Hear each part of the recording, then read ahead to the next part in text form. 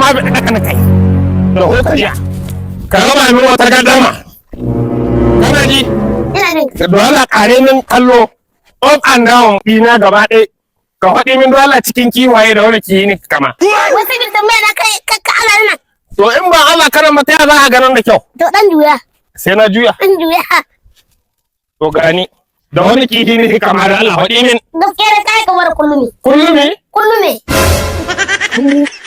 to in na kama da kullum kai da karaye kai kama ko karaye shi zai tambaye ka en shin wai kai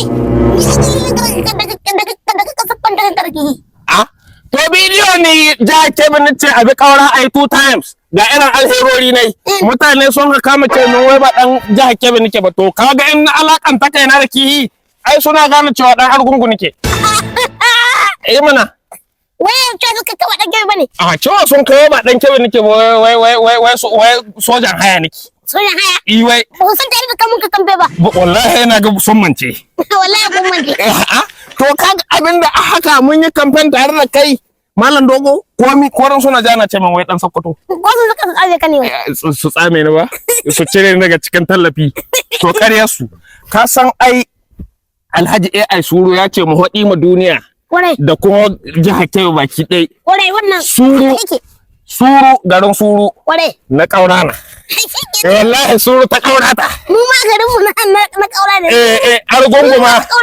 Argunguma ta ƙaurata Ciao. To bari in kyale kana in gani wanda zai ji sheka.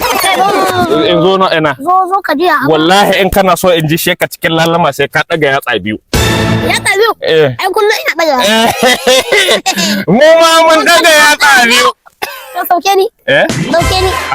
Ai sai kai shekarun da kaura zai yi. Sana ji ka takwas. La ilaha illallah.